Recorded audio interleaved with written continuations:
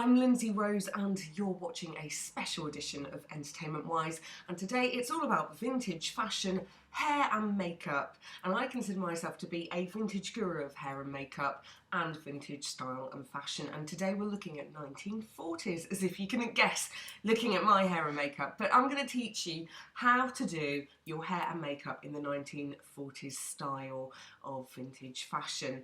Now, my first tip I'm going to go through today is when you're doing your hair, these things always come in handy. Hopefully you can see them there at home.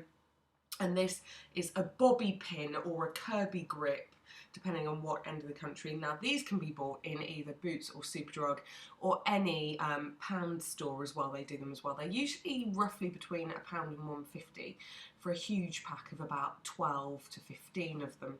And they're amazing because, as you can see, these up twists that I've done in my hair here, I've just twisted the hair around and then pinned it like so with one of these bobby pins.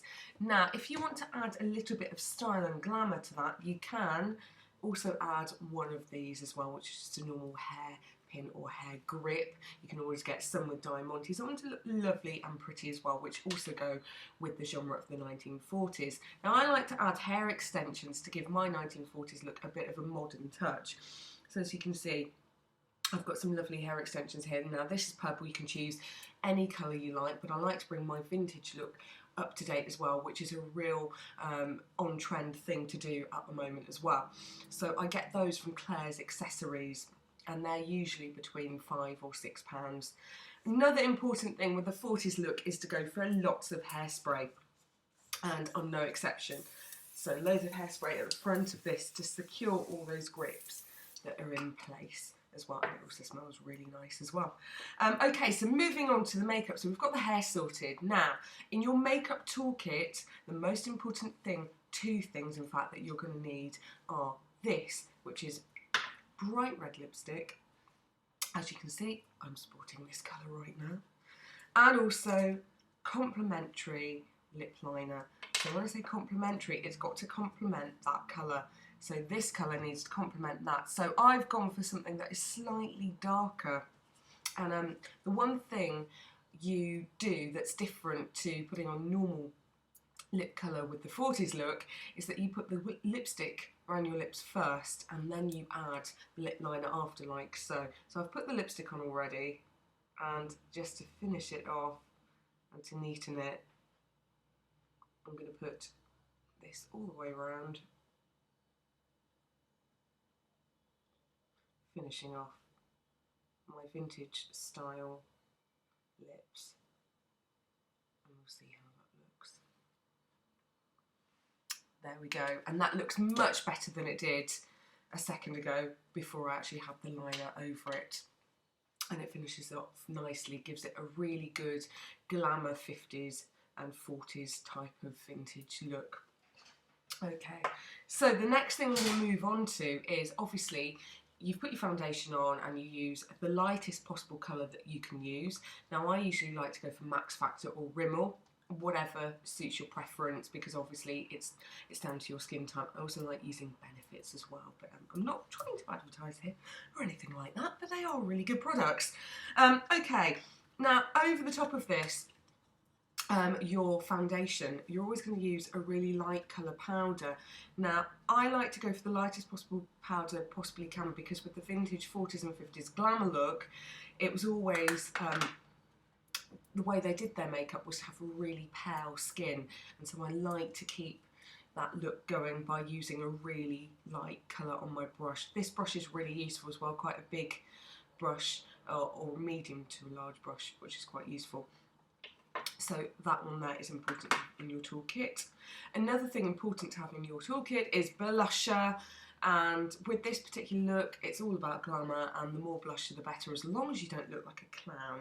Now, if that happens, then you can use this again to go over. So I think I've put a bit too much on today, so to go over that and to even it out and to blend it in, as you can see I'm doing there, and that should be blended in evenly. It might need a little bit more at the side there.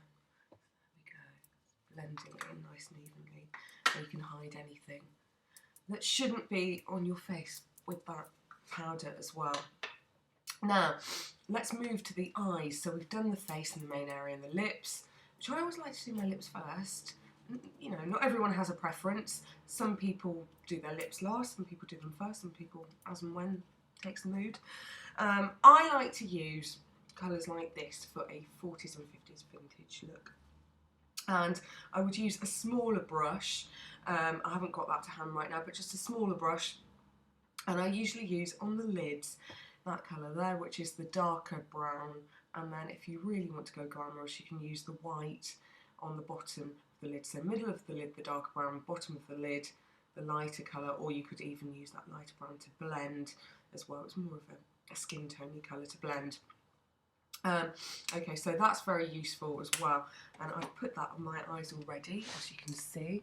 I've also done eyeliner as well, which is extremely important. To finish off the look, you do need eyeliner and quite a lot of mascara. Now, the eyeliner I'm using, it is your preference. I like to use a professional liner, which is this one here. Now, this is like a liquid in sort of like a crown, but it comes out looking like a liquid, and it dries and sets, and it makes quite a nice long professional looking line. There's also liquid tube liner as well that you can use, and I recommend both. Again, these can all be bought from Boots and Superdrug and places like that. Now, to finish it off, I don't recommend that you use fake eyelashes. I think they are fiddly, I think they are a nuisance, and I also think that once you've used them, they're a waste of time because they go straight in the bin. And I use an extendable lash mascara, and this one here, which is an extendable lash mascara. And you're just adding this, and you're building up layers on your eyelashes to make them extended. Now, I've already put one layer on, and I'm just adding a second layer now already. And the eyeliner, as I mentioned, you only do the top. You can do the sides. You can use a little line with the eyeliner just to do a line either side there, like I've done on mine. It's entirely up to you. But then you have achieved the perfect 1940s, 50s glamour hairstyle and the perfect makeup to go with the look as well, along with your 1940s/50s glamour outfit. I would say mine's a fusion of both, actually, with a bit of a modern twist. So I hope this has been useful, and I will see you all again soon on my next fashion blog, and we'll be back to normal with me, Lindsay Rose. Catch you then, and I look forward to it. Take care.